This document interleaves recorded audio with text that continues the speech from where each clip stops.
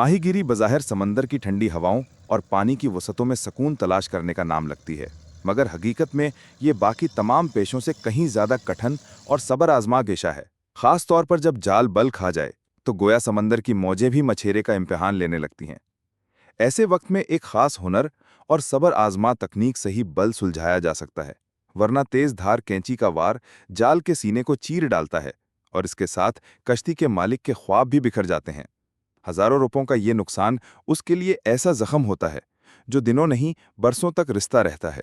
इसीलिए छल्ला सब्र जब्त के साथ मुसलसल घूमता रहता है, यहाँ तक कि हर बल अपनी गिरफ्त छोड़ दे और जाल फिर से समंदर के हवाले करने के काबिल बन जाए।